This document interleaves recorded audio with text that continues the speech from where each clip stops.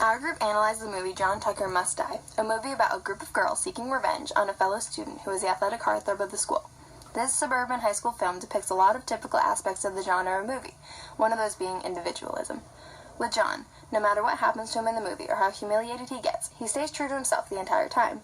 He never fails to maintain his popular status and always has something to say in every situation. From the beginning of the movie to the very end, we can see that his ways will never change, no matter what the world is throwing at him.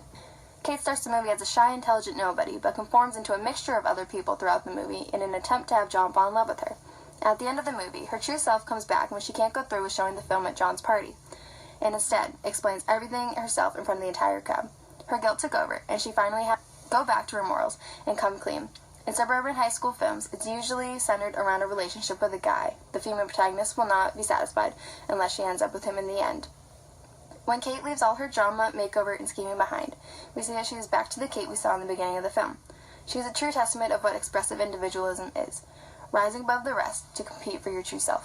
Beth, one of Kate's friends, is hinted as bisexual. The mother walks in and Beth says, "Wow, your mom is hot."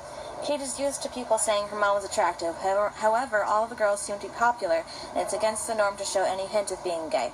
Another scene, Kate is waiting for John to get to the car. She suspects he'll want to kiss her. Beth shows up at the car and shows Kate how to kiss someone.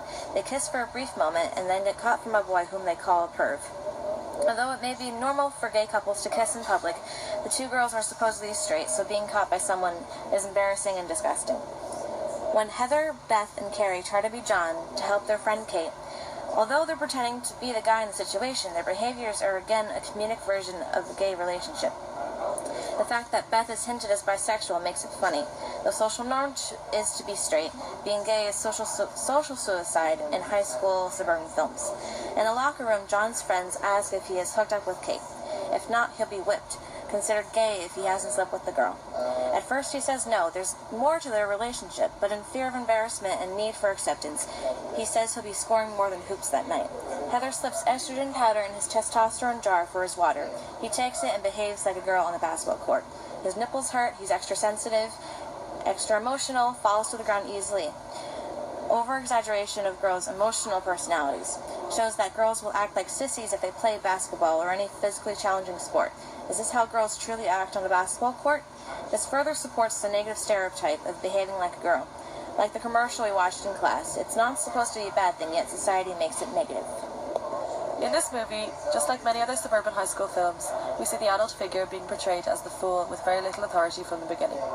This is evident when John Tucker winks at the coach who, as a result of John's attention, collapses from a stroke. This highlights what Bullman says, that adults in these movies often are portrayed as amusing secondary school characters. This is seen again in the fight that the three girls have over John on the volleyball court.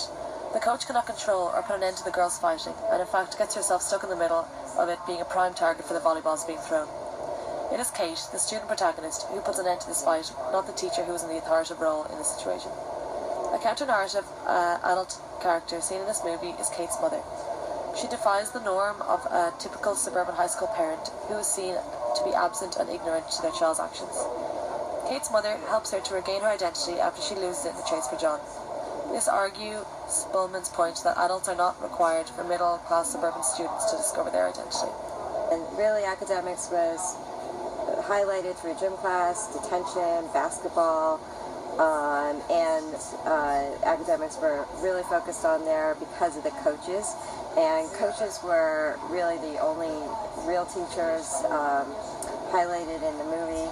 High school genre typically ignores academic achievements. It focuses on high school as being a primary space for their social activities. Students are not clearly worried about their academics, but stressing about their social status. And a lot of that has to contribute to the characters. They already know that they're going to be graduating from high school, and so they are not really focused on academics in school. They just go through the motions of going to school and really focus on their social lives. Conforming to academic achievements is a threat to their social life and threatens their personal growth. This is very much an example of their self-expressionism and achievements of one's own identity, and they don't prefer to focus on their academics. When it comes to class, the movie is like a general suburban high school. The lower class is not in the picture. Instead, it's all middle class. Within the middle class, it ranges from upper to lower middle class. John Tucker is clearly upper middle class because he throws a massive birthday party every year.